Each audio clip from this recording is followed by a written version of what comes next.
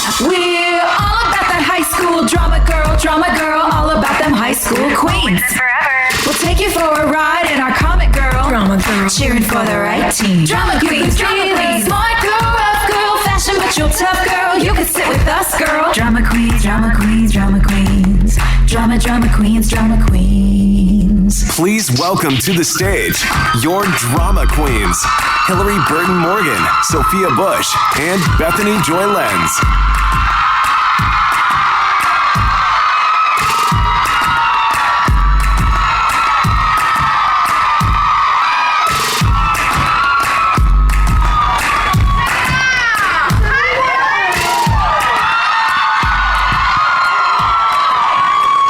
Welcome to our coven.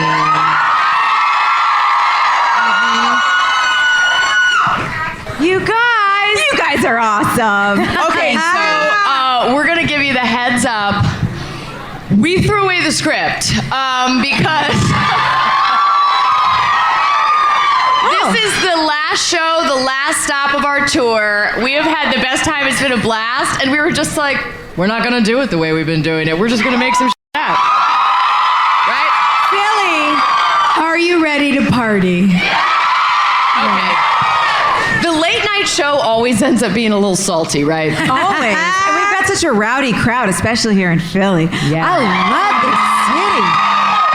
this city. This city is so cool. I've been to Philly once before, I think maybe on the tour, the One Tree Hill tour we did with Tyler and Gavin DeGraw Michelle. Yeah. And but I didn't get to really spend time here. It was just sort of on and off the tour bus. So this is really cool. We were driving through the city, like, it's so artsy, it's so interesting. There's obviously so much history here. And it feels it's like spooky. Yep. You guys, we were in the car. We were like, do we need to move here? Mm-hmm. Oh yeah. It's cute. It has all of like the checklist items if you're a witch. It's like cute little shops, check. Cobblestone streets, check. Creepy alleys, check. You know, all the stuff. I'm obsessed with all the, what do you call it on the walls? With the graffiti? The mosaic. No, the mosaic. The mosaic's outside. Mosaic. Guys, we were talking backstage with the nice ladies who helped us get ready, who were like, well, you must know, fill in the blank, like restaurant, whatever. And we were like, no. And they said, well, haven't you ever been to Philly? And I was like, no. Oh. There was this one time I came to Philly. Oh. And I spoke to the Girl Scouts. They did like a Girl Scout convention here, and it was so cute. And there were like 5,000 little girls that were really excited about community service. And two of my friends were with me, and it was like it was so good. It was like being in a Disney cartoon. That night, when we were walking to dinner, we crashed a wedding. Yes! This is the wedding crash? This is the wedding crash town.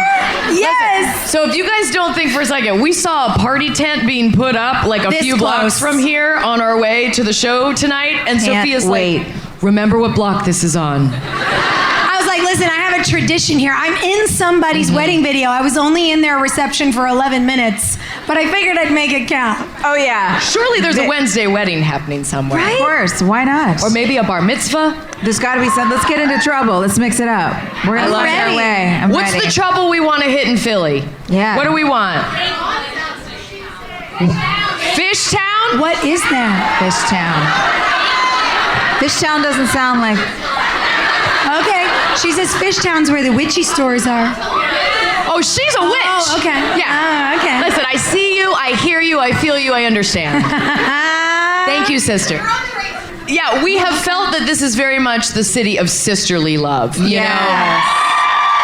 Definitely. The first audience was so loving, so we felt kind of bad letting them know this is Villains Night. So we want to talk about all things evil tonight. Have you guys gotten to play bad guys before? I mean, Brooke Davis used to be kind of a bad guy. No. She had a heart of gold. No, we don't talk about you that way. I love her, but she can throw a nice punch, a good slap. As the person on the receiving end of that. Uh-huh. We just watched that episode today. Yeah. Yeah, that was brutal. Yeah, that was a hard slap, We girl. did a podcast today in our hotel, and we all went, cringe. I got to play a villain. I just did that movie, the so-called The River, and so I kind of turned into a villain in that. And then also in Agents of S.H.I.E.L.D., I was like kind of creepy and cold and villainy. It's fun. It's always the most fun to play the villains because they're just so bad and complicated. Yeah. I just break up relationships. That's what you do? Yeah. Like every show I'm on, I'm like, you guys are enjoying that? So you're an emotional villain is what you're saying? I'm here to f*** it up. Let's kiss. Yeah, lots of different kinds of villains. Who are like our hero villains? Yeah, who's your favorite when you were growing up? Like for me, Alan Rickman in Die Hard is like a perfect villain. Yeah, he's so evil. He's so evil, but he's also like, you'd still kiss him. Because he's got a cool accent. He dresses nice. Like, he's ambitious. That's attractive. I felt that way about, I can't remember his character's name. I feel like maybe it was Jack. In Outlander, Tobias Menzies in Outlander. Oh. Like, he was really, it was the same vibe. It was like, I hate you. I kind of want to make out with you. I'm going to kiss you. Yeah. This is why we're all in therapy. No, I'm not. I married Negan. Like I literally saw it, grabbed it, kept it. Who's your favorite villain growing up? Oh, man. You know what? She's laughing already. Okay, so one of my favorite movies growing up was The Princess Bride. Of course. Oh. And I watched it over and over. Like, I burned through the VHS tape. And then years later, I was like, you know what? I want to have like a throwback to childhood movie night. I'm going to watch The Princess Bride. And I was like, oh, this is a comedy. Like, this is not a serious movie at all. But as a little kid, I was like, rats of unusual size, so dangerous. Oh, God. And I thought, he's not left-handed. Oh, yeah. Why does he have 6 fingers? I really thought of all the pirates. I was like, they're villains, but they get turned good. Yeah. Because there's so much goodness in this movie. And I was like, no, they're bumbling idiots and they're adorable. Yeah. But as a little girl who thought that was a serious movie, they were like my favorite bad guys to hate. I love that. I mean, bad guys are the backbone of storytelling because you can't have a really good story without having a villain. Yeah. Yeah, absolutely. Oh, who'd you ask for? Dan, listen, we're going to have 2 more drinks before Dan Scott comes out. It's true. I'm going to make one of them. Stop it right now. Is that a tall boy? Wow. White I'm Claw? sorry, that's a tall White Claw. Wow. Wow. Philly came to play, you guys. Ready tonight. I like that. All right, well, listen, how many of you guys are here with your friends tonight?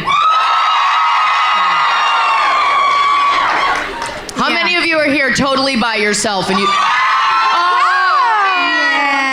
All right, if someone next to you just raised their hand right now, you introduce yourself. You say, welcome to the One Tree Hill family. That's right. You don't just have to do that in church. Now you do it at our shows. Peace be with you. Peace be with you, everyone. Our fandom is a family. It's so cool when we see people come to things like this who've met online. It's my least favorite part of church. What? But you gotta touch everybody, man. It is. Welcome. If you haven't been here with us, we just want you to turn to your neighbor and say good morning. Just let them know. I hate that part. It makes me so uncomfortable. I'm always just like, oh God, no, don't talk to me. I don't know you. Stranger danger. Yeah. I'm really glad we just made at least 40 people do that. Yeah. You guys are gonna be fine, I though. feel like in this room, it's like a pre-screen. If you're here, if you're with us on a Wednesday night, you're probably a pretty cool person. You've been vetted. Right? You've been vetted. Yeah. We're all on this journey together. Joy, do you want to talk about journeys? I love talking about journeys, Hilarie. Today's journey is brought to you by Cheap Caribbean. All right, to all of our drama queens friends out there, this tour has been incredible, but also this last year of podcasting with you guys hanging out with us has been so awesome. So cheers. Cheers to our sisters. Cheers. Cheers to you guys. Well, we want to talk to you some more about your favorite villains, and we want to talk to your favorite villains. So we brought some pretty cool people on this tour with us, and tonight we have Nanny, Carrie, and Dan Scott. Yes, we do. Please welcome Torrey DeVitto and Paul Johansson.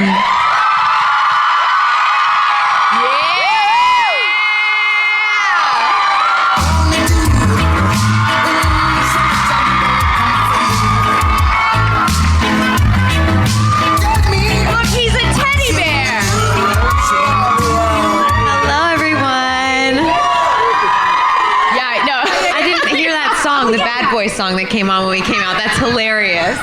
Yeah, honestly, they were like, what song should we have for like villain night? And I think we jokingly said on the Zoom, we're like, Bad Boys, the Cops theme song. And then we never followed up, and it was like, you know what? That was the right choice. That's a good choice.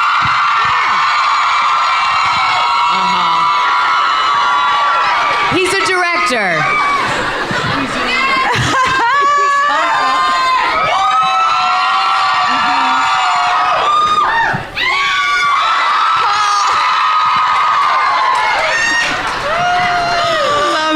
Jeez. Look at the muscles on this man. Yeah, can we all look at Paul Johansson's muscles? Hello?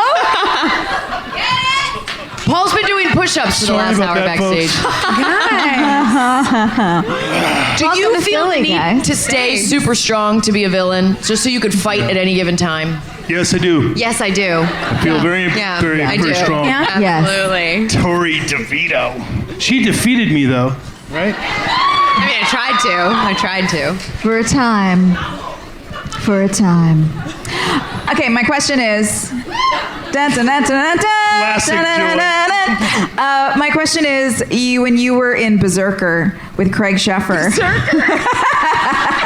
Yes, highly anticipated movie. I want to know about playing a villain in that movie. How was that? I was the hero in that movie. You Craig were? was, yes. Berserker is a classic film, which I'm sure you've all seen. Yes. I shot it in South Africa. And I was a Viking who traveled through time because a spell was cast on me by a witch. My brother, stay with me. My brother, Tori's like mouth open. My brother, played by Craig Sheffer, 3 years before Winter Hill, who played my brother. That's right. How about that? Followed me through space-time into the future in Sweden, where I was a Viking berserker warrior looking to kill the witch to cast a spell on. Are you still with me? Yeah. I'm there. Okay. I didn't shoot him, but I turned to kill my brother. What? Look at this. This is crazy? good. And I, before I went to shoot this movie, they paid me an extra amount of money to get ripped. Yeah. Can we all say that together? Ripped. Yeah. That's what I like. Then he just stays that way. So All I'm hearing is that you and Craig Sheffer essentially cast a reverse spell. Exactly. And got us to make our show and then got us to show up here as witches tonight. Witches! Like that, was that movie an opening in the space-time continuum? The movie was huge. The movie is a classic. I'm sure it was nominated for nothing. I don't think it ever got. By the way, the producers who made the movie, who was an English company called Peakview Entertainment, all of the producers of that movie went to jail for embezzling money from the UK government. All of them. It's a family. The brother, the sister, the other brother, all went to jail for stealing money from the UK government for, making movies and then lying about how much they cost and then getting money. Is some of that the money they paid you to get ripped? Oh, I got. Listen, if you haven't done an independent movie where the budget has been embezzled, then you're not working in film. That's right. That's right. You Absolutely. haven't paid your dues as an actor. Absolutely. I know. Was Nanny Carrie your first villain? Yes, she was most definitely my first villain. Oh my God. Even like in theater, like high school, like anything? Yeah. Yes. Wow. Yes, she was my first villain. Did you know she was going to be a villain, or did you just think you were getting cast to play a nice lady taking care of a cute kid? I was cast to play the nanny. No. Stop. No crazy was in there. It was just There was no crazy in your audition? Not even the audition? I was just like, oh, hi, Haley. Nice to meet you. I'm Carrie. And that was all my audition was. So I'm like, what do I exude that made them think, like, let's put a little crazy in there is what I want to know. But yeah, no, nothing. It was just a nice day. And then after the first chunk of episodes when I tried to break up your marriage, Bitch. they called me. And they called me because I thought I was done after that.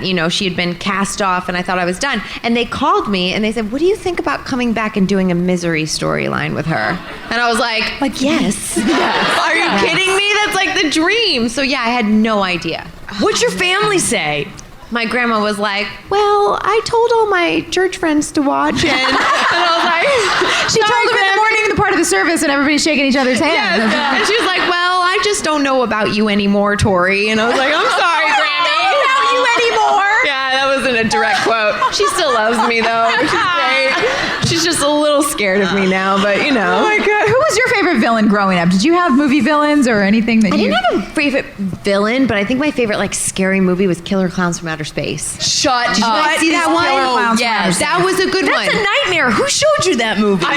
Me and my best friend in middle school used to watch it on repeat. That and Grease too. We used to alternate. Grease 2 is a Wait, so if you're watching freaky stuff, did you ever watch Sleepaway Camp? No. Because that was also like top tier weird. I'm gonna check that one out. Yeah, that's what you guys are gonna do this Paul's weekend. movie that he just talked about. What That's gonna movie be my like nightly scared hit. the bejesus out of you when you were a kid? The Ring scared the Yes, he was born in 1996. The Ring terrified him. The first movie that really scared me was Jaws. Oh, It was yeah. 1974. I think the shark was cardboard. Before CGI, right?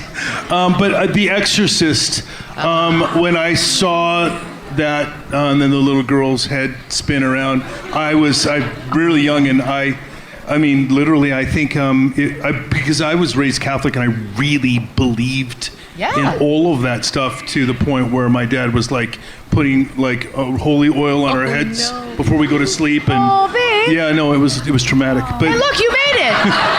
You're here. It worked. Here. Ta-da! His head starts spinning. I've never seen The Exorcist either. You've never seen it? Me neither. You guys, they shot it in DC, and I grew up in like outside of DC, and that was like the big hot date night. Like you'd go to the stairs where the priest got pushed down the stairs. Gosh. Like that was a hot date. Well, how about Firestarter, though? Oh, Firestarter was actually filmed in Wilmington, that Drew Barrymore movie. If you've ever seen that poster of Drew Barrymore as a little girl with her hair all crazy and that, like, everything's on fire. Yeah. That was filmed in Wilmington. And I remember when we got there, that was a big deal that we were in the town where they had filmed Firestarter, this like legendary Hollywood pedigree history. It was great. Did you ever think when you were a little kid that you would be creating a scary, iconic character? What are you, a teacher I was listening right now? to them Paul's over like, there. What are you talking about? This is gonna What are get- you guys talking about? Any good gossip over there?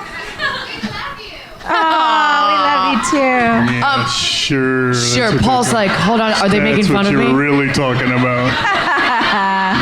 Did you ever think when you were a little kid, like, I'm gonna create a villain? Like in your room alone, stare? Yeah. Look, just so you guys should kill the whole thing, I had no interest in acting, not like the geniuses over here. I really had no interest in acting until I was years old. It was all basketball for None. you. I was a basketball player. I played for my university. I played for my country. But you I talk came sh- to America. you I were a talked to lunch. basketball villain. Yeah, I was the real deal. I wasn't like this Diet Coke stuff. I'm Diet like Coke Coca stuff. motherfucking Cola. Like, I could really play. So when I was watching, it's a nice move. It's like, I mean, I did commercials with Magic Johnson, Tim Hardaway. Spike Lee directed me in a commercial. Just me, yo.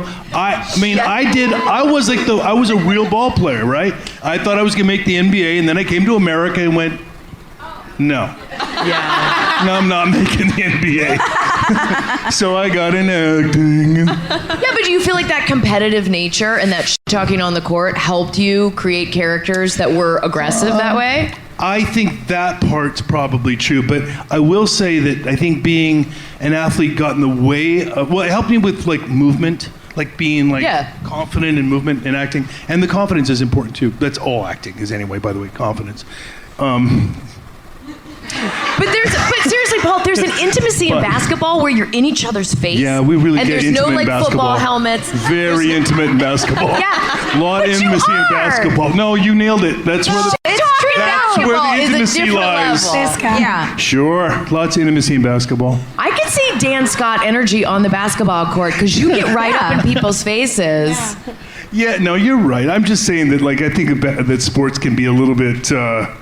I don't think competition in acting is healthy. I think that you need to not be competitive in acting. I know that sounds weird, but I think it's really paralyzing, because then you start trying to compare your work or performance or career. It's the opposite. So I kind of like fought real hard to try to lose that part of my personality in acting, because it didn't service me. You know what I mean? Yeah. So then which villains did you look to say, all right, these are the granddaddies of Dan Scott? Right. There's a fly that won't leave you alone. I see it. I think it's a fly He's from been our landing RV. on your I'm nose. decaying. These are I don't want to brag about it. It's because you used that blood to paint your eyes. Yeah. It's cool. You it's do my own kind blood. of look like that girl in Nightmare. What is the Nightmare Before Christmas thing? Right? Corpse Bride? Yeah, right? Listen, No, I've got I mean a in shtick, a Paul. good, beautiful way. Like, you know that. Yeah, no, it's Corpse Hot. Oh, I was going to go somewhere. really Don't. bad. No. Did either of you guys have to, like, did you find yourself doing research or using character references or anything to sort of build the characters of Dan and Carrie? Yeah, I practiced using a syringe so many times in my hotel room. What? Over and over and over. There it is. Like pillows, Sure. oranges, like whatever would take me. I was like, just like walking around my hotel room with syringes. I had to hold a revolver, and I'd never held a gun, so I went to a gun range. I was so intense about doing her, because it was also like my first role that I was like, people are gonna see this. I was like, oh my God. And probably the whole first season 5, every day I went to set, I probably hit it, unless you saw it, I don't know. I was shaking every day. I was so nervous. I have no idea. I'm so nervous. Awesome. I remember I had to pour a coffee pot for one, and it was like, and I was like, oh my God. So I like really did some weird, I remember my ex-husband at the time came to visit me, and he was literally like, I can't be around you. You have to put the syringes away. And I was like, what? He's like, it's really starting to freak me out. You're so method. I was. Not, that was my 20s. Now I'm a little more chill. Did you have actresses that you were like, like Hand That Rocks the Cradle was great source material for the Nanny Carrie storyline. Yeah. Were there any like actresses that you were like, oh, I like this crazy because it's also fun? Yeah, no, I didn't think anything was fun about it, because I was so into it that every day I was like feeling like I had to be so quiet and like in my head and in my space and like have all this compassion for her. And I was like, oh, and I would just go home and play my Nintendo DS, like the brain game, to try to like not think about set. So you never settled into it at work where you could enjoy the fun of playing a villain? No, it was so intense. Tori! Actually, it's true. You were very quiet on the set. I was. She was. I was. Yeah. I was scared of my own shadow, and I was like, I want to do a good job. It was so intense for me. I would try and make you laugh, and you were just not. I was like, she doesn't laugh. No, she doesn't laugh. That's interesting. She doesn't know how. How did that feel, Paul? She's a corpse nurse. Corpse Hot nurse. Corpse nurse. But what was that dynamic for you two, though? Because you're used to being the bad guy, and now all of a sudden you're the victim. Was that weird? Yeah, I mean, it's okay. Well, That's a great we point. have to get like really into the act. So for me, I don't ever play bad guys ever. Well, duh. Yeah, You of justify course. everything they do. So see how they mock me? You should Dad. see the stuff I take behind the scenes. This is this is abuse. Yeah. This is abuse. A lot of people She's would. condescending. She's lippy. Thank you very much. I would like one compliment before we move on, Hilarie. I have talked about your muscles all night. Good enough. I'll take it. Now I'd like to talk about my muscles. Yeah. No, come on. Okay, the thing is, when you play a bad guy, so I studied a little bit of a movie called The Great Santini when I got this part. If you guys probably don't know who that is, but Robert Duvall played overbearing father. And I know that I got this job because the creators of the show and the Brian Robbins and Mike Tollins knew me, who were the producers of this show and what are the ones they did in Canada, the other shows they did They did What I Like About You. all They those did other shows, right? Yeah. Well, they knew me because as a basketball player from before, so they knew about my kind of career, and they knew that my dad was a former hockey star, and I was a semi-successful basketball player in my own right. But I had that on the court. I was kind of known for being really intense in a way that was kind of beyond. It's kind of like, you ever see the Michael Jordan documentary? He's just Right? like Michael Jordan. I'm just like Michael Jordan. No, but the intensity where it's like it's beyond friendships, it's beyond anything. It's about the win. That's it. You know what I mean? Take prisoners, make friends later. Right now, I'm here to win. And that's how you need to be trained to be, like, you know, the top level athletes. Unfortunately, in a lot of sports, I don't know if it's true anymore, but that's the way they taught us when I was growing up. We had sports psychologists at the Olympic training programs in Canada where they would come in your room before you go to bed and put a tape on, and there's 100 sounds, 100 of the same repetitive sounds of a ball going through a net. Not hitting the rim, just a net. And you're supposed to sleep to this? Well, you have to psychologically imagine making every shot before you go to bed. But that kind of like reinforcement, well, they do it at the U.S. Olympic I was team, going to too. say, that sounds like a government experience. Yeah, this sounds like my worst nightmare. Yeah, I'm just like, oh, That's you like poor some, like, baby. 11 But sports Stranger psychology Things is a shit. really high level thing for Olympic skiers. Have to see every turn, and they have to successfully complete it in their minds before It's all in your before mind. they go. Everything's in your mind. Yes. You know, So you this guys is think not I can real. levitate? Good. So that's why I was Dan Scott that way, because I played it in through that kind of intensity. Does that make sense? Yeah. You kind of applied all of the intensity of your Olympic training and your basketball history to him, and then did that make it really easy for you as Dan to apply that kind of intensity to Nathan with the Ravens? Like, did it really just track as honest for you in that way? What a beautiful question. You know, and that's not kind of. I have a podcast, Paul. I like to ask questions. That was a beautiful question because it cuts to some important points, which is the nuance of being also. How do you take all that mixture of what I said a minute ago and then apply it to what would I do as a real father? What would I care for my son? How do I want him to be successful? What is the right amount of love, the right amount of reinforcement? And how do you discipline and self-discipline and all the kind of deferred gratification, the things you need to do in order to, he wants to do this. How do I help him get there? So I over-applied those things, but I tried to do it in through the vein of the idea that he's my son, I love him, I want him to succeed. And he doesn't know that my being tough on him is actually the best gift I could ever give him. Through that lens is how I played him through Nathan. The whole story Relive with Lucas was a completely different approach. So I could separate the two. So you'll see that I never talk to the two the same. Ever, because I approached them completely different. So then did you... What's that? Yeah, Dan Scott the mayor. Dan Scott the mayor. Exactly. Make Dan great again. What? Too soon? I'm sorry. Too soon. I mean, they are similar. Make Dan great again. That's a good point. Were you always surprised when you had fans come up to you and yell Can I at have a you? sip of your drink? Yeah. Here, have a margarita. Take that. Were you, if you I can't do this sober. Since you see Dan as not a villain, as someone who you found compassion for and you rationalized all of his choices, which you had to do, obviously, but then did it always kind of surprise you when fans would come up and be angry? I mean, what's like what's the craziest fan experience you had? Because people would come up to you mad all the time. I think this is best transferred to Sophia to tell this story. You guys, I will never forget the first, I don't know if being an actor was a good idea moment that I had was with Paul in the first season of our show. And, it's airing and we're walking down the street one day in Wilmington. It was daylight. It was broad daylight. I don't remember where we were going. We don't go out in daylight normally. I know. Vampires. It's rare. It's amazing we didn't combust.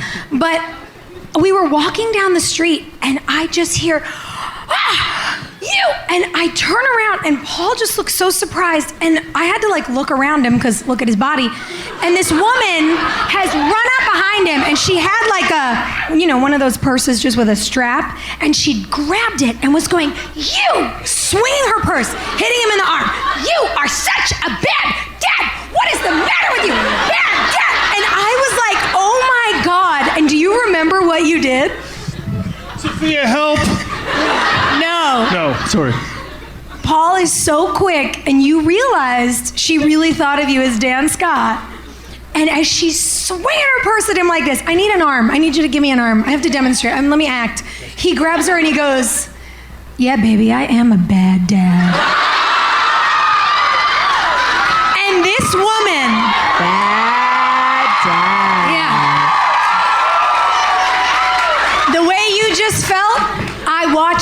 to her. It washed over her face, and suddenly she had her purse like this, and she was like, hi. And I was like, I can't tell if you're gonna be charged with assault or get a phone number and go on a date. But either way, I'm a witness. He's a bad dad. I love that. I got the vapors. Tori, you had a crazy couple interactions too. I did. I had weird. A lot of people. It was intense, but the most. Yes, that was the problem, right? So one that was super memorable. I went to the gym and I was getting undressed, not dressed, undressed in the locker room. And I'm standing there pretty much naked, and this girl comes up to me and she's like, "You're ruining everything!" And she turned around and walked away, and I was like standing there naked, like, just mortified. I was like, this is wild. Yeah, I feel like I could see you being in an elevator, like being cute with a baby, and the mom being like, "Don't look at me." Well, actually, what's funny about that, I was actually volunteering at the Children's Hospital at UCLA. Stop it, Tori. I was. And I went to go do One Tree Hill, and I went back to the Children's Hospital, and I was assigned to the teen ward. Oh, no. And I'm walking down, and I see this 2 teens actually come out of the rooms, and I swear to you, one steps out, looks at me, and goes, and walks right back in, and I was like, oh no, I'm here to help. I want to help. Baby, there is nothing you could say at that point. I was like, oh no. I've played other people too. I promise. Oh God, I'm not gonna harm you, I swear. That's kind of fun though. I mean, your characters did bad stuff. Is there any stuff you wish your character had done? Like, what's the one step further that you wish you'd had? Ooh. Do you sing, Tori? I don't. Because you play violin. You come from a musical family. Yeah. Your sisters also play instruments? No. No? Just me. Okay. Yeah. Imagine if you'd stayed the nice nanny and you guys could have made music. Yeah, you guys could have started a band. We could have been a band. You Well, play I was the gonna fiddle. say, I'll play. Yeah, could have been in a band. I mean, shoulda, woulda, could have. She feel like- just could have seen clearly, right? Yeah, that's right. No, but I guess violin, maybe I could have played for you after feeding you cockroaches. Would that have been weird? That would have been That would interesting. have been really romantic. Yeah. Romantic, a little Extra, twisted. yeah. Then I lower you audience into the would have been grave, so keep playing. confused. I don't know. Sounds like my last Tinder date. You guys are terrible. Oh, God. Paul, you literally did do everything on the show. Yeah. Is But there... did we jump the shark with the heart? I was just gonna. Yeah, no, that was it. we jumped the shark pretty much like from the jump. That was our writers being like, you know what, you guys have been making fun of us. Watch this. And was hold on my the beer. soup, That was right? the original hold my beer. Yeah. Yeah. Yeah. For it was sure. you guys. Okay, you want crazy? We're gonna do crazy.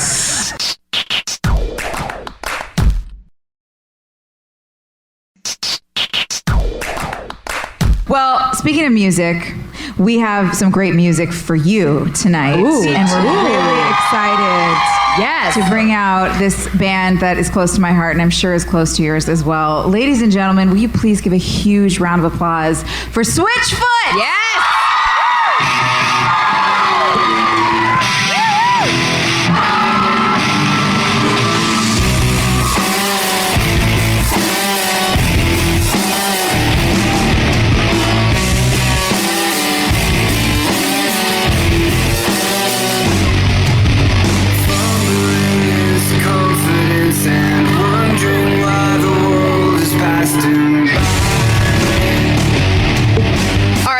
These dudes at this point. We'd have been on the road together.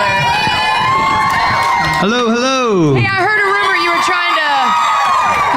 trying to hang out with girls you thought were us in the hotel. It's true. What happened? I'm the awkward guy. That's me. And I saw someone who I knew was in One Tree Hill, and I thought I had met her in DC. We were in DC last night, and I'm like, "Hey, how you doing?" My brother's seeing this whole thing, and he's like, just laughing. And I'm like, I could have sworn, but... He's like, "Wait, good to see you again. We met last night." And she's like, no, we didn't. It was Tori, though. It was me. It was Tori. And I didn't know who they. And you guys were sitting there with a lot of stuff around you, like books and Things bags that look and like- things. And I like was like, this. do they live in this hotel? Who are these? Where was I last night that I saw this person? I was so confused. They'll I let just anyone went, into this uh-huh. place. Oh yeah. So then we walk in here, and my brother's like, "You know that girl you embarrassed yourself in front of at the hotel? That's her on stage." So it's good to see you again. Good to see you. You guys have been on the road a lot. We've been on the road. You know, we're learning the ropes of the road very slowly. You've been to Philly before, I'm sure. Many, many times. Many times. We love Philly. We played this room many times. I've never seen it with chairs before. I'm usually like crowd surfing or climbing up there somewhere. Do it right now. Let's get weird. All the way out there. And I want to recall the very first time we ever played a show outside of California. It was here in Philly, and yeah, this was the city where we thought maybe we could actually be a band. Maybe we could do that. Actually, do you remember the drive in to that show? I remember you. Yes. So Were you guys in an RV? A We were in a 2013 minivan. RV? minivan. Yes. Yeah, this is like, in the year 2000. and I'm driving over the toll bridge. You guys are familiar with this, from New York to Philly. It was our third time across. Well, okay, so I was getting to that. So I was driving, and I kept making a wrong turn and looping back around. So this is my third time paying the same toll. We're in Philly. No, we're not. We're in Philly. No, we're not. And at this point, we're late, and I'm kind of like stressed, and everyone's kind of on my case. We run out of change. Yeah. And so I'm looking for change, and I take my foot off of the, what's it called? The brake? I Break. believe it's called the break too. What's it called? And so I'm rolling, and I don't realize it. And who's in front of us? But I mean, taller than you, larger than, like, just like this just mountain of a man on a motorcycle.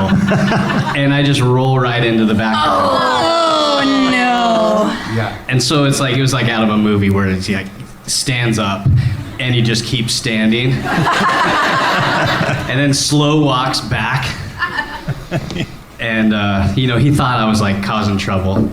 And I was like, I would never do that to someone of your You size. saw yeah. Please tell me you said exactly that. You saw the fear on my little brother's face. And then he looked at his bike and he was like, okay, no harm done, go on. And I was like, okay. And ever since then, we've loved Philly. That's right. Basically, ever since you didn't die getting into the city, you like it here? Yeah. Thanks for letting us back in. I think you owe Philly payback with a song. Yeah, Let's do it. that's right. I will do it on one condition. Joy, can you sing with us?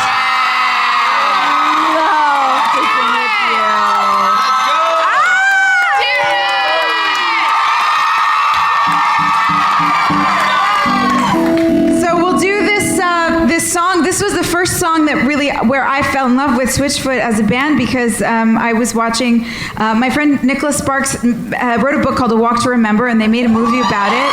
And then you guys had this beautiful song featured in the movie, and I walked around my house for like a year afterwards singing it. So this is kind of like a dream come true for me. Just bear with me while I have my fangirl moment, okay?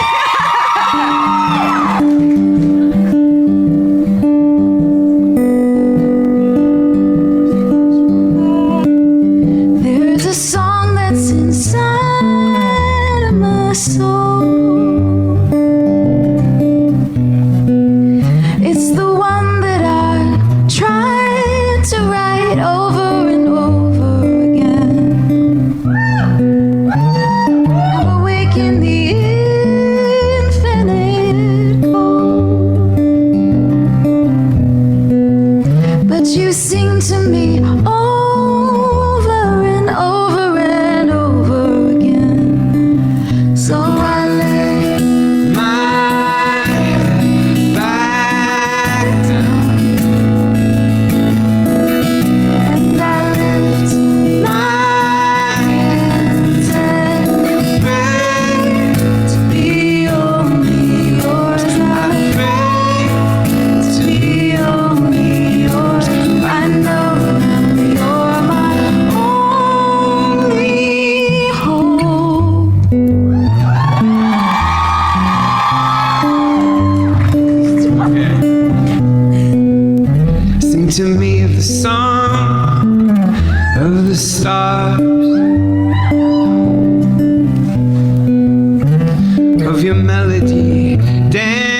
singing, laughing, laughing again. When it feels like my dreams are so far. Sing to me of the plans that you have for me, have for me. So I lay my head back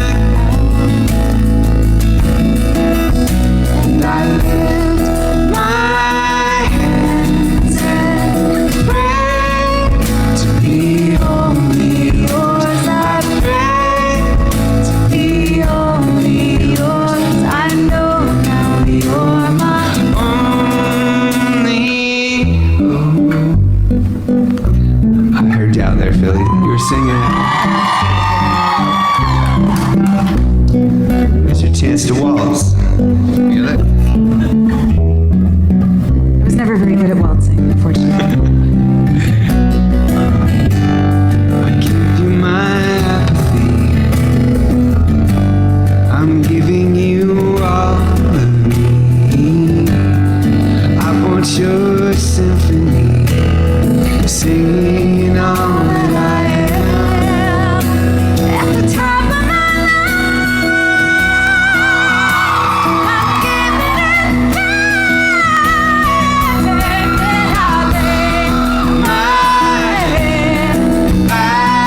down. Show me those lights. I love those lights.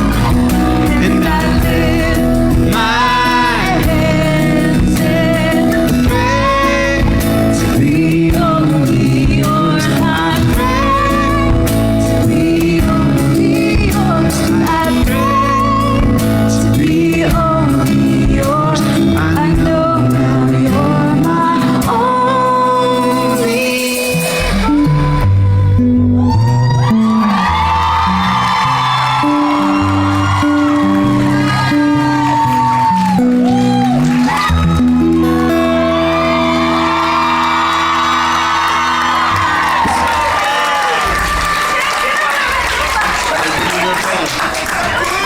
I need a standing ovation for my friend Joy, y'all. Come on now.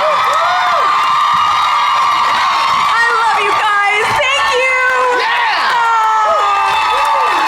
Thank you so much. How about that high note, right? More, more, more. Right? Chills. Sing more. So I feel like we let's just stay in Nostalgiaville. But since it's Halloween coming up, we got a Halloween theme. That's it. Can I put my Bob Dylan costume on?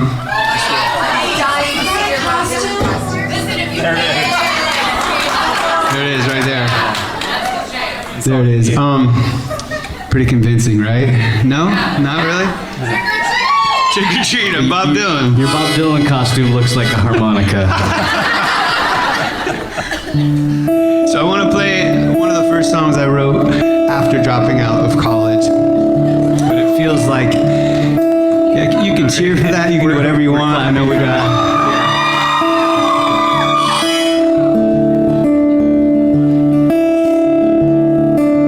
Fumbling his confidence and wondering why the world has passed him by.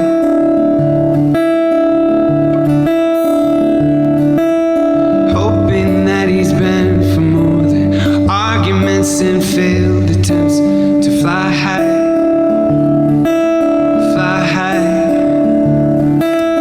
We were meant to live for so much more, and we lost ourselves. Somewhere we live inside, somewhere we live inside. We were meant to live for so much more, and we lost ourselves. Somewhere we live inside.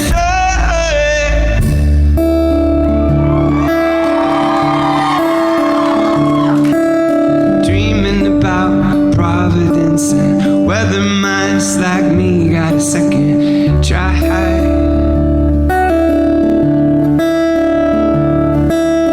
Maybe we've been living with the eyes half open. Maybe we're bent and broken. We're broken, broken.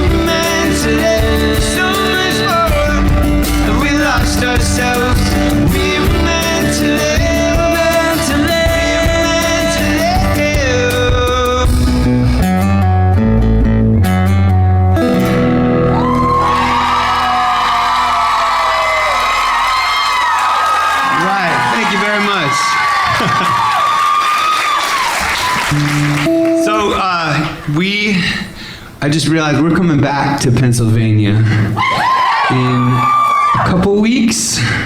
Yeah, Is that right? Like a month. A month. I don't know the dates. It's a Christmas tour. We're doing a Christmas Yeah, tour, guys, y'all. a little birdie told us that these guys will be back here on December 6th. Heyo. Thank you. Put it in your calendars. Are you guys gonna dress like handsome Santas? I mean, I don't want to give it away.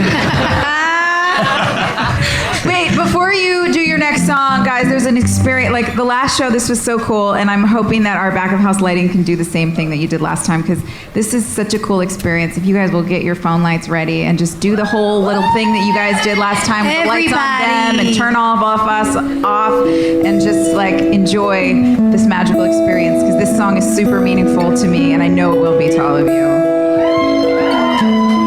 Be like Christmas lights. Yeah. For Halloween. That's Spooky nights. It's about as awkward as I am, y'all.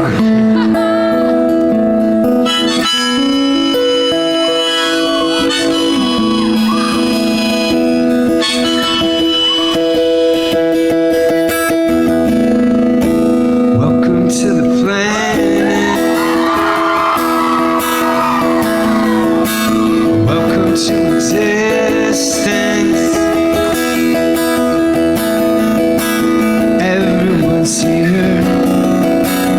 Everyone's here. And everybody's watching you now. Everybody waits for you now. What happens next? What happens next? I dare you to move. I dare you to move. I dare you to lift yourself up off the floor. I dare you to move.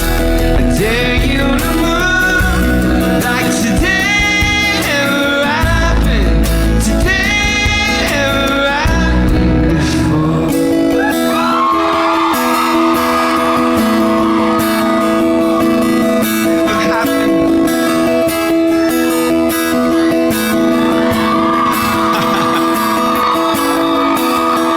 I'm gonna go on record and say, out of the 3 crowds we've had, this is the best crowd yet, y'all. Yeah. Hey, welcome to the fallout. Welcome to resistance. See, the tension is right here. Yeah, the tension is right here. It's between who you are and who we could be. It's between the ways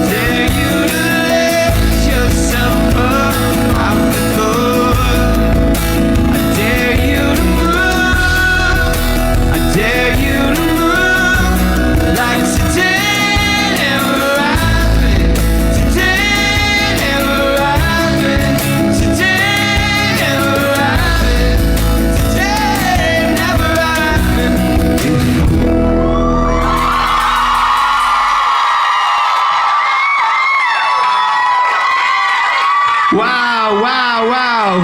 Thank you so much, PA. Give it up! Thank you for having us. What a gift. Yeah, it was beautiful. Wow, guys. That is a level of nostalgia. Oh my God. Stole your microphone. Oh, Sorry. listen. Amazing. How lucky are we? Like, they hung out with us yesterday in DC, and we were like, oh, cool. To watch somebody perform 3 times in 2 days and still be like, Yeah. So solid. They're insane. They're so insane. Well, Wait, can we also talk about the fact that Joy gave me massive chills? Yes.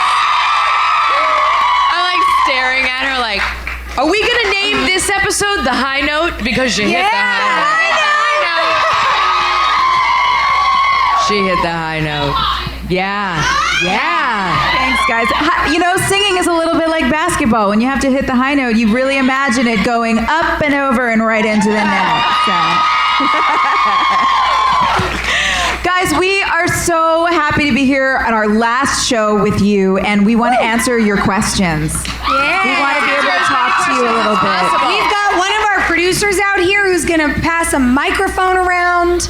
What do we got? We know you're there somewhere. Oh, I know. hi. Wow. I love seeing those house lights. It's nice to see all you guys. Yeah, back can there. we raise the house lights? There, that's what I want. Thank you. All right, we have our first question of the night from Claudia. Hi, Claudia. Hi. Oh my gosh. Oh my gosh. I can't believe I'm talking to you right now. My question is, if you could play any other character on the show, who would you play? Dan. Yeah. That's what I was going to say. Yeah. Really? Of course. Yeah. It's the most That is fun. the sweetest thing. Oh, baby. Okay. Baby. Ray, repeat that, please. Hot dad. Or Chris Keller. Hot dad. But wait, what does that mean? Because I want to play Deb real bad. Yeah. I mean, So what you're saying is, hi, ladies. we all want to be bad. Oh, yeah. What was your favorite scene to shoot with Barbara, by the way? Do you have a favorite or like a great Boozy. memory? Boozy Deb. Boozy. Come on, We Boozy. need to reenact the scene. All the stuff when we were like fucking with each other was so Yeah. fun. Yeah. But I want to talk about who I wanted to play. Who do you want to play? I wanted to play Keith's part. Really? And I got really upset when I found out, like, what do you mean I'm the bad guy?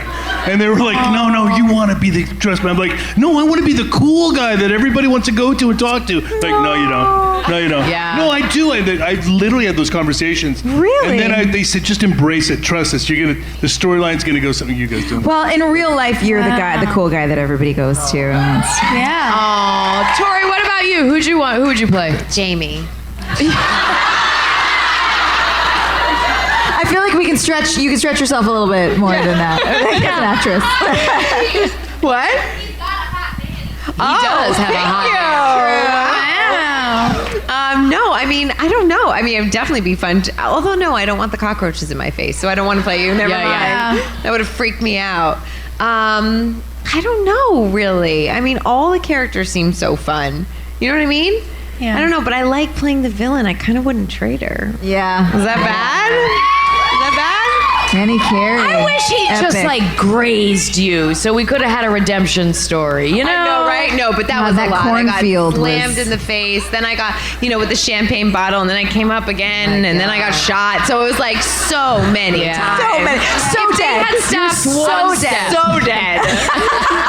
That cornfield was a nightmare. Do you remember? Oh, I know. It was hot and like. And then I'll never forget. I had the TV on in the other room, and I heard from the Soup, that show, The Soup that used to be on it. I heard, coming up, there's a crazy nanny in town that just won't die, and I was like, oh! And I ran in there, and it was me like this, running through the cornfields with a syringe, and I was like, oh no! You made it, baby. Made it, baby! Oh, thank you so much. that's awesome. Thank you. Anyway, next Remember the question. opening to the show when they had all of us all glossy and they glossed that out like that? Do you remember the original opening to One Tree Hill? Yes, remember? we all had the Faye Dunaway, like soft fade. real fuzzy.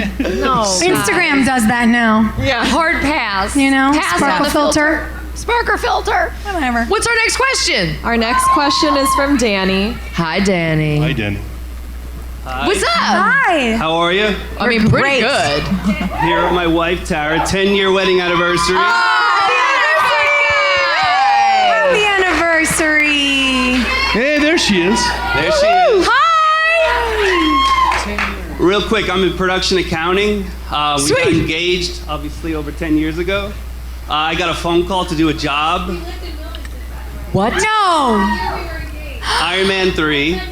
What? Oh, yeah. Yep. Whoa. Dixie Grill, all that stuff. Oh, hell yeah. Oh, the best. And I basically told her, I'm like, hey, I got a job offer. And she's like, oh no. I'm like, we have to leave. And she's like, oh no. I'm like, it's for Iron Man 3. She's like, where is it? I said, Wilmington, North Carolina. She's like, let's go. Done. Yes. Yeah. Oh, I love that. Where's my per diem, dude? We're working on it. Okay. Your agent has it. So my question is, with the craziness of the industry and the work, and how do you balance work relationships with family relationships?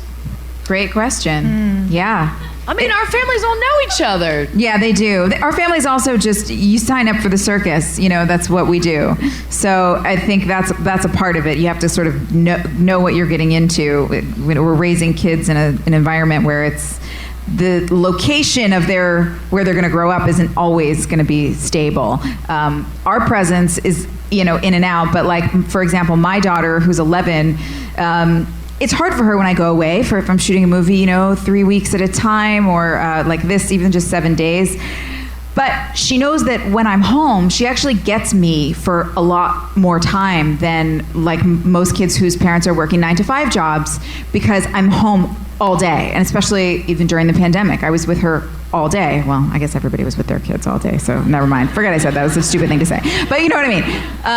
Yeah, so there is going to be an element of unpredictability with your schedule, and I think, I don't know, for me, it's just a matter of kind of knowing what you're in for. Yeah. Honestly, like, we've known Maria her entire life. Yeah, she knows you guys. You guys have known my kids their entire life. When George was like my daughter, when she was like 3 months old, Paul was in town filming and like held her and rocked her at a restaurant, you know? And so you make your work family your family, and it's so nice. And my husband got home from work the other day when we finished our New York shows and took a nap, and when he woke up, Robert Buckley's on the couch, and he was like, hi, my man, how are you? You know, like, that's a weird thing to wake up to, but when you marry a One Tree Hiller, you have to understand. That's right. When you wake up, there will be another One Tree Hiller in your home. That's just it. Yeah, I mean, my husband texted me earlier and was like, how are your wives? And I was like, see, he knows. He knows. That's great. And this is why it works. That's right. How's it? I mean, you're raising a son who's the same age as my daughter. What's it like balancing that out when you have to go away on location and things? I have a son. Shoot. Was I not supposed to? Nobody told me. Yeah. Well, my son's like, go, you know? See you when you come back. He's not clingy. He's not at attached. all. I don't know. He misses you and you're not He there. does, because he doesn't have to do his homework. But you know, he's you know, I love independence. But I think that's part of it. Our kids are growing up with a sense of independence in that way. I think that's important. They're learning how to work it. That's what they're learning how to do. They're like, oh, well, you were out of town, so I couldn't possibly do my homework. It's probably why so many kids go into showbiz who have parents who are in showbiz. But the They're like, relationship's 6th grade, different, I'm done. right? But like the boyfriend, girlfriend, husband, wife is different than the kids thing. That's a totally different animal to handle. Yeah. Because you need to be connected. You know? I also think it's really, look, everybody has a complicated life. We don't, it's not like the 20s anymore where people lived where they grew up and everybody married somebody from high school and whatever. It's like we are the most mobile, digitally connected, global generation in history, right? And that's not unique to our industry. I think what can be tricky about our industry is they don't care what your life is, and you know that. You get a job and you have to go. And if you can't go or don't want to go, there's 1,000 other people who want your job. And I think what becomes incredibly important, but I believe this to be universally true, is that you have to cultivate a community that sees you and roots for you, so that when you're gone and you're on a night shoot at some location that's only available on a Saturday, so you're missing somebody's wedding or a holiday or a birthday, which if you want to be a working actor is going to be your life, your friends are proud of you and they will make themselves available when you're home. And you also become, as we all are, people who really learn how to travel well. I am a professional traveler. Yeah, because if something is happening, I will pretzel myself to be there. Yeah. And we do that for each other now. And people who don't like it, don't like it. Really? You're on a road trip right now. You're on a journey. Exactly. Yeah, always. We're very transient people. We just go, you know? So you get good at communicating. Yeah. And you show up when you can. And then you find people who look at you and say that that's enough. And that's the only way it works. Yeah, and then you just make the sacrifices that you need to make. Sometimes you turn the job down because your kid needs you to be home, so you just do it, you know? So, but it's a case-by-case basis. Hey, thanks for working in the business. Yeah. Welcome to the circus. Hey, what's our next question? I see someone rocking a baby back there. Hold on. Do we have a baby? Hi, buddy. Baby. Can you pass that person the microphone? Because I thought you were going to say, can you pass that baby up here? I would really like to know what's going on. Is that the youngest One Tree Hill fan? Yeah, he's 10 months. Oh my God. What is this baby's name? Caden. Hi, Caden. Cutie. Is he Team Brooke or Team Peyton? He better be Team Queens. I mean, ta-da! Who are you here with, and why are you rocking a baby? Just me and him. Yeah, really? Are you a One Tree Hill fan? Yeah, I'm a big fan. Are you? What's your name, Caden's dad? What? You've got his jersey on and everything. Who's your favorite actor on the show? I like all of you, but I like Nathan. We do too. So do I. We do too. Yeah, well, we appreciate you being here, and we've brought our kids to set over the years, and so I just saw you rocking a baby back there, and I wanted to let you know that we appreciate that you're bringing in a new generation. Thank you. Thank you. Good call. Sorry to put you on the spot. Who do we have next who I don't have to put on the spot? Our last question of the night is going to be from Jamie and Andrea. Hi, girls. Hi, ladies. Hi. What's up? I'm the Andrea part of Jamie Andrea.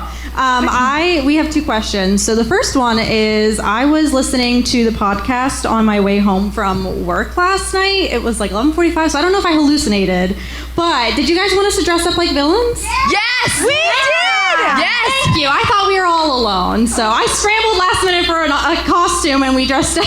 Is this Descendants? What villains are you? No, we just came as Wednesday. Okay, can I tell you that I saw you earlier in the show and I was like, there's Catholic schoolgirls here. Or nuns. I can't tell. So I'm from Lancaster and I was like, they're gonna think we're all Amish. Yes. So we were either like, they're gonna think we're Amish or Catholic girls. Yeah. Wednesday Addams. Hey, so glad you got the either mic. way. Thank you. Yeah. But our real question is, so girl to girl, doesn't have to be yours, but what was your favorite kiss on the show? Kiss?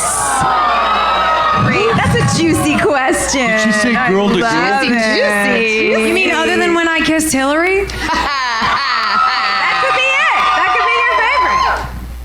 Oh, man. I feel like I kissed everyone, yeah. I'm trying to think of like big epic kisses. I mean, who had big epic? Who had like a kiss that was so epic that the song kept coming back for like 9 seasons. Yeah. What was that song? Why does it feel familiar? I don't know. It's like I bet you So can't close. stay still. Like I was like, yeah. What now?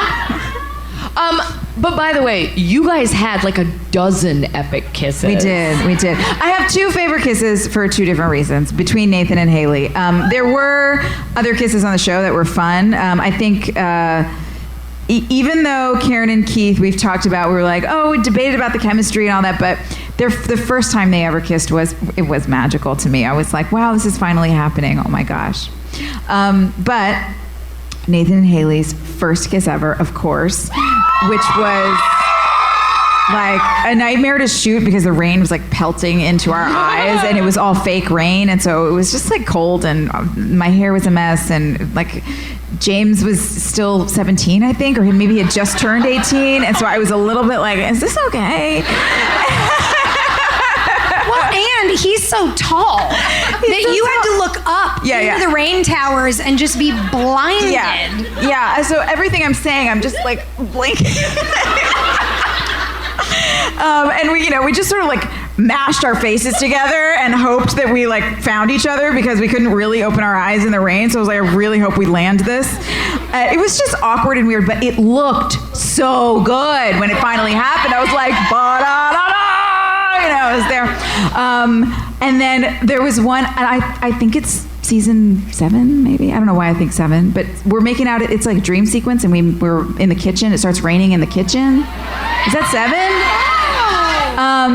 I don't know how it looked, but we were drinking moonshine. Stop! And it was really fun. It was a fun scene to shoot. That does sound fun. Okay. It was a long day. Somebody busted out one of those little water bottles full of moonshine, and we were like, we're going to be here all night. Let's make it on moonshine. It's acting. It's method. Don't make it weird. My favorite was the state championship with Peyton and Lucas. Listen. Yes. And Chad and I felt so much pressure because there was like 1,000 extras. We were told we're going to shoot confetti. We get one take. There's a crane shot, and it literally was scripted as the best kiss ever. It was scripted as best period. Kiss period ever period. And we're like, one take? Okay. No, we're gonna do it. We're gonna go for it. And, we were buddies, and there were no like feelings like that in real life. But I'm gonna tell you, that kiss was like, hey boss, great job. You're good at work. Yeah, that kiss was fun. That was a winner. What was your winner?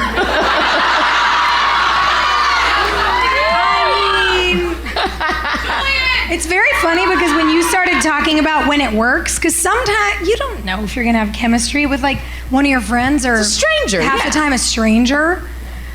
And I was like, yeah, it's cool when it works. And then immediately I flashed to the person who will forever remain nameless who bit me the first time we kissed on our show. And I was like, oh, this is not working and I'm gonna punch you in the face. That was not my favorite. Maybe the most memorable, though. You know what felt really sweet was that Army Hammer, by the way? Stop! Oh my God, I'm not even gonna look at you. No cannibal Don't jokes. ruin my sweet moment. It was a villain's night, though. We did well anyway. He's a bad guy. It was. What I liked about it was that it wasn't scripted to be this way, but in later seasons, when Brooke and Julian are together and they've gone through. It was so good, and they've gone through this whole struggle to figure out whether or not they're gonna have a family, and then they finally get pregnant.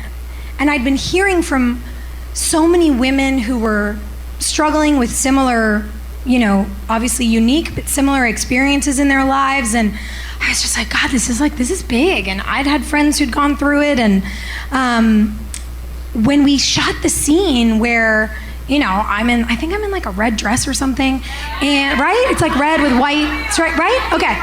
And we only know our work by our hairstyles. Yeah, I'm like, and the I remember the dress, and Brooke looks at Julian and tells him that they're pregnant, and it felt so important to me, knowing like who I was carrying into the scene with me, that I started crying, and then Austin started crying, and we were both just like sobbing, and we kissed each other, and we were like, what the was that? But it was like so special.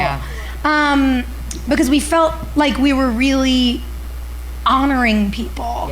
And I saw it on screen and I was like, it hits. It's really sweet. I like it so much. Did you kiss anyone other than Nathan? Are you going to say Nathan right now? Because she'll fight you. Well, here's the thing. I remember that hair pull. I'm not coming near her, okay? I like my hair staying on my head. Thank you very much. No, I mean, I can't say Nathan because that was not a consensual kiss. I forced myself upon him. Excellent point. 22. God bless you. Consent is important. The consent is very important, and Nanny Carrie did not adhere to that, so... Yeah, we're learning. Dan, we're going to end with you. Yeah. Who is Dan Scott's favorite kiss? Why are you guys being... No, listen, don't you peer pressure him. You shush right now. I'm feeling very pressured right now. Well, let me just say, this seems to be very important to you guys to get it right. Listen, they've gone through those tall boys of White Claw and they have opinions. I had a big a towel filled with ice in it in my dressing room waiting for me when I got back, and I had held it against my head and I was holding it, and it was just to keep the swelling down because I had just done maybe one of my favorite moments ever in acting. It was a flashback to a dream sequence-ishy kind of thing where I was a villain in the old days in the 1940s. And I leaned in and I did a lot of research on the person I was going to work with in this scene. I did a lot of research. I spent years fantasizing about this. Tell us more, Paul. Wow. Yeah. So I had little does she know that at home in my bedroom are millions of her soap opera pictures of her from her soap opera days. He's leaning into Villain's Night hard, everybody. And anyway, it was Joy. And she, now we did 5 takes. We got it in the first one, but just needed another take. But after every kiss, there was this method actor that decided that a full slap across the face was needed to make the scene work. You kept telling me to do it. He was like, I can take it. Do I look like a sissy? Come on, I can take it. Hit me. Go ahead, hit me. You call that a kiss? Anyway, it was. That's how you talk in my mind, apparently. It was joy. But I will tell you, I really did feel that they didn't really write. Karen and I never had a real kiss. I kissed her once because of the aggressive Dan thing. That was awful. But there was no real kiss. But Deb and I they didn't really write for me in a way that ever gave me that opportunity to kind of explore, why did she marry Dan? Why did Deb marry Dan? It was never put out there to go, there's a side of him that they fell in love with. So I wish that they would have kind of covered a little bit of because even people that break your heart or hurt you, whatever, there's a reason you're with them, right? And I wanted to explore that as an actor, as a character. I didn't really get that opportunity. I'm not putting anybody down. It's a complicated show with lots of characters. It wasn't really time, but I think it would have been interesting to see why they fell in love with him. Does that make sense? I love that you guys are rooting for that. You're just like, toxic, give me more. I love it. Well, you know what's love you surprising? guys. How come Dan never had a little girlfriend? Yeah. Well, Rachel. I had lots of them. Rachel. I had lots of them. I got out of jail and I had a little girlfriend in the hotel. I married Rachel. There was a lot. I had a lot of on the sides. Hey. Yeah, a little side noogie. Yeah. Little side noogie. But I never kissed Rachel. What? We never had a kiss on the show. No. Wow. No. Yeah, they really never let Dan explore a romantic side. Not really. He should have had a girlfriend named Kimberly who was 26 and pissed Deb and Moira off. That would have been a fun storyline. Now I want the Twin Peaks experience where in an alternate universe, Dan Scott is a hopeless romantic. Yeah. Right? The spin-off. Well, in heaven, I guess, because I'm dead. You're so dead. It has to be, the spin-off has to be all the ghosts. You guys are somewhere in the afterlife. Zombies and ghosts. All the ghosts. You end up with Nanny Carrie. She's like, actually everything you wanted.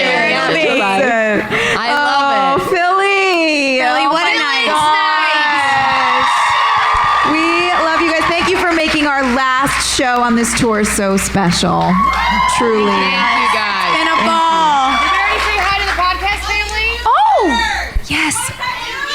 guys. Tattoos! Oh my God, I love you so much. You know what? She's like, I got a gun in my purse. That's what we're gonna do.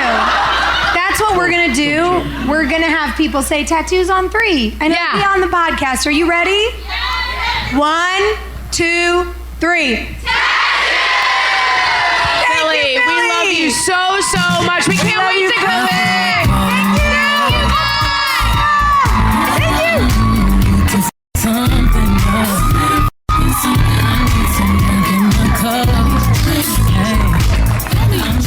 Hey, thanks for listening. Don't forget to leave us a review. You can also follow us on Instagram at Drama Queens OTH. Or email us at dramaqueens@iheartradio.com. See you next time. We're all about that high school drama girl, all about them high school queens. We'll take you for a ride in our comic girl, cheering for the right team.